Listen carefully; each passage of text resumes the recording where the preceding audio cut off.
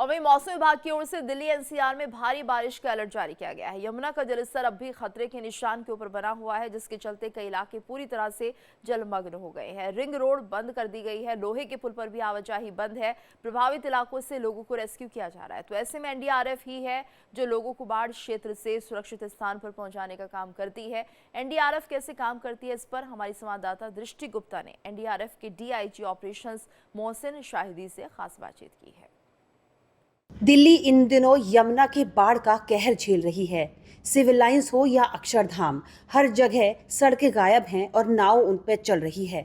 ऐसे में पूरी दिल्ली पानी पानी है। लोगों के सामने सुरक्षा और साथ ही आवाजाही की भी एक समस्या पैदा हो गई है। इस समय सिर्फ एक ही नाम याद आता है, वो है एनडीआरएफ बचाव दल, जो कि लोगों को रेस्क्यू करती है। हमारे साथ हैं मोहसिन शहीदी जी, ऑपरेशंस डीआईजी एनडीआरएफ। सर, आपसे जानना चाहेंगे कि इस समय पूरी दिल्ली में यमुना जो है उफान पर है, खतरे के निशान से ऊपर चल रही है। ऐसे में हर जगह सड़क है, लेकिन बहुत छोटी छोटी गलियां हैं। यमुना बाजार को आप ले लें तो कैसे आप लोग रेस्क्यू ऑपरेशंस के लिए अंदर जा पाते हैं? कितनी मुश्किलें आपको फेस करनी पड़ती है और कैसे रेस्क्यू करते हैं?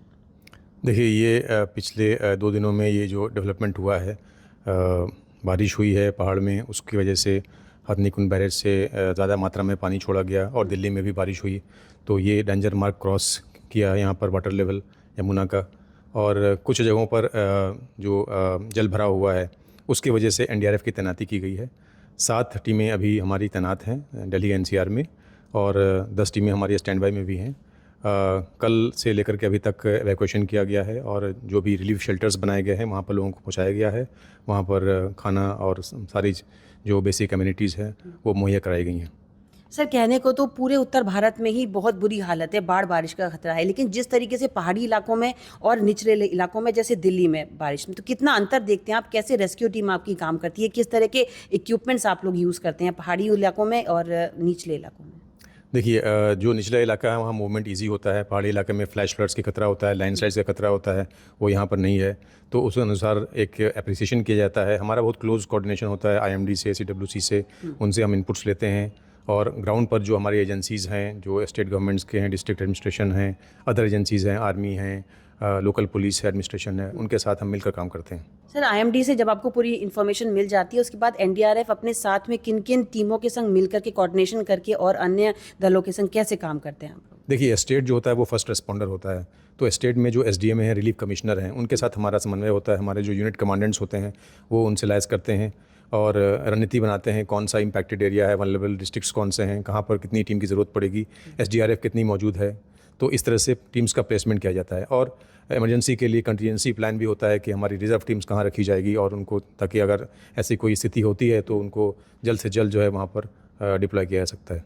सर, दिल्ली में इसके पहले भी कई बार बाढ़ का खतरा बना, लेकिन इतनी भयावह स्थिति नहीं थी जितनी इस बार आई। वजीराबाद, ओखला बैरा, छतनीकुंड से बहुत ज़्यादा क्यूसेक पानी छोड़ा जा रहा है, हर रोज़ छोड़ा जा रहा है घंटे में। तो सर, ये जानना चाहेंगे आपसे कि देखिए, सचिवालय से लेकर के अक्षरधाम तक हर जगह निचले इलाकों में पानी भर गया है।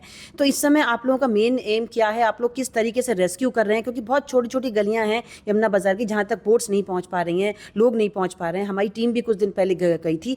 कई ओल्ड लोग जो वहाँ पर निकलना नहीं चाह रहे हैं अपने घरों से, आप उनको कैसे कन्विंस करते हैं? कैसे रेस्क्यू का काम करते हैं? देखिए, सबसे पहले तो मैं बताना चाहूँगा कि घबराने की ज़रूरत नहीं है, क्योंकि अभी जो जल स्तर बढ़ा था कल, उसमें अभी जो है रुकावट आ गया है, अभी स्थायी हो गया है 207.44, ये 4 बजे की न्यूज़ है। और जो रिपोर्ट है फ्लड रिपोर्ट, उसमें ये बताया जा रहा है कि आज रात 8 बजे के बाद और भी इसमें गिरावट आएगी। तो ये एक अच्छा संकेत है। और आज मौसम भी साफ़ है, येलो अलर्ट है दिल्ली में। जो पिछले 2-3 दिनों में जो बारिश हुई थी और हथनीकुंड बैरेज से जो पानी छोड़ा गया था, उसमें भी गिरावट आई है। आमूमन 50,000 क्यूसेक छोड़ा जाता है, तो वो कल तकरीबन 170-80 छोड़ा गया था, आज तकरीबन 130-40 चल रहा है वो। इसमें भी फर्दर गिरावट आएगी क्योंकि बारिश कम हो गई है। तो ये एक अच्छा संकेत है और मुझे पूरी उम्मीद है कि कल से और भी इसमें इम्प्रूवमेंट होगा। सर, आने वाले दिनों में किस तरीके से बाढ़ की स्थिति को देखते हैं और जनता को क्या कहना चाहेंगे? दिल्ली में जो लोग लगातार घबरा रहे हैं कि पानी जो भर गया है उससे कैसे बाहर आएँ, अपने घरों से कैसे निकलें, कहाँ रहें, क्योंकि जो राहत शिविर हैं वो भी सर डूब गए हैं। नहीं, देखिए, जो जहाँ पर भी इवैक्यूएशन किया गया था, जो इम्पैक्ट एरिया था, वहाँ से निकालना है, क्योंकि गवर्नमेंट का एक गाइडलाइन है कि जब 206 के मार्क पहुँचता है तो इवैक्यूएशन की कार्रवाई शुरू करनी है। तो ये इसीलिए है कि लोग जो है फंसे नहीं, जब तक उनको, मतलब वो इम्पैक्ट हो उससे पहले उनको निकाल करके जो रिलीफ शेल्टर्स है उसमें उनको रखा जाए। तो ये कार्रवाई की गई है।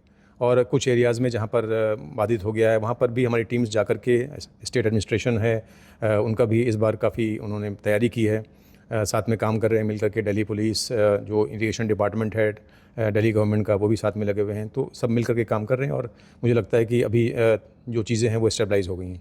बहुत बहुत शुक्रिया सर हमसे बात करने के लिए। तो ये थे एनडीआरएफ के डीआईजी ऑपरेशंस, जिन्होंने बताया कि जनता को फिलहाल घबराने की जरूरत नहीं है, स्थितियां सामान्य से सामान्य होती जाएंगी। दृष्टि गुप्ता, इंडिया डेली, दिल्ली।